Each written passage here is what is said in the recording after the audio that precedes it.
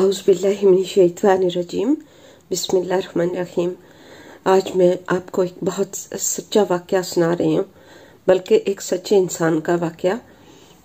ये वाक़या जो था ये 1932 में इराक का बादशाह मलिक फैसल गहरी नींद में था।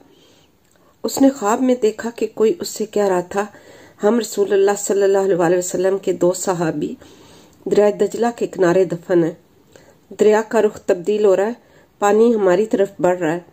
हुज़ैफा बिन यमान रजी अल्लाह ताला अन्हु की कब्र मुबारक में पानी आ चुका है, जबकि जाबिर बिन अब्दुल्लाह रजी अल्लाह अन्हु की कब्र भी नम होने लगी है। हमें यहाँ से निकाल कर दरिया के किनारे से कुछ फासले पर दफन किया जाए। इराक के बादशाह ने ये अल्फाज ख्वाब में सुने, लेकिन उनकी तरफ कोई तवज्जो न दी। दूसरी रात फिर यही अल्फाज सुनाई दिए, लेकिन उसने अब भी वैसा ही किया, तवज्जो न दी।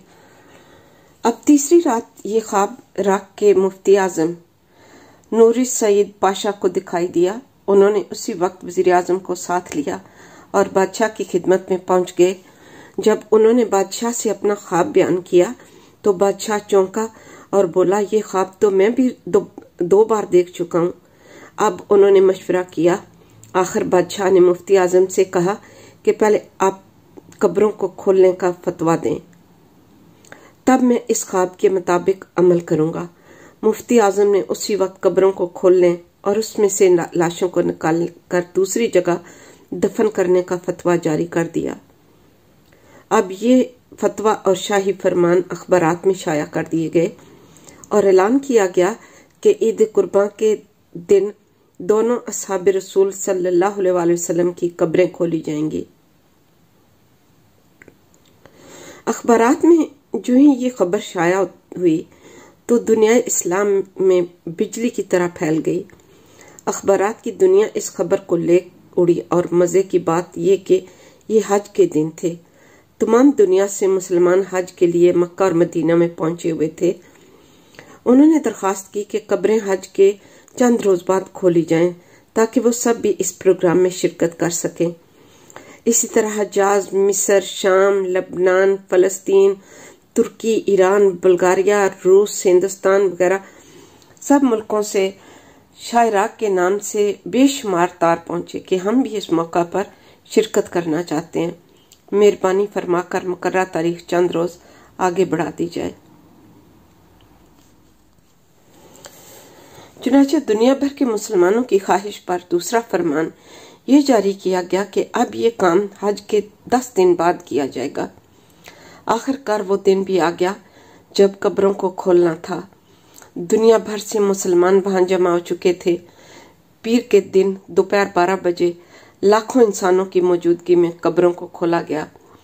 हजरत हुज़ैफा बिन यमान रजी अल्लाह अन्हु की कब्र में कुछ पानी आ चुका था, जबकि हजरत जाबिर बिन अब्दुल्लाह रजी अल्लाह अन्हु ताला की कब्र में नमी हो चुकी थी, अगरचे दरिया दजला वहां से 2 फरलांग दूर था। तमाम मालिक के सफीरों, इराकी हुकूमत के तमाम अरकान और शाह फैसल की मौजूदगी में पहले हजरत हुज़ैफा बिन यमान रजी अल्लाह अन्हु की लाश मुबारक को क्रेन के जरिए जमीन से इस तरह ऊपर उठाया गया कि उनकी लाश क्रेन पर रखे गए स्ट्रेचर पर खुद ब खुद आ गई।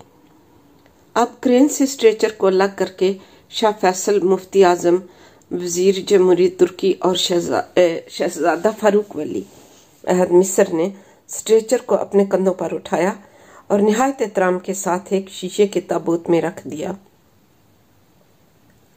फिर इसी तरह हजरत जाबिर बिन अब्दुल्लाह रजी अल्लाह ताला अन्हु की लाश को निकाला गया। दोनों लाशों के कफन बिल्कुल महफूज थे, यहाँ तक कि दाढ़ी मुबारक के बाल भी सही सलामत थे। सुभान अल्लाह।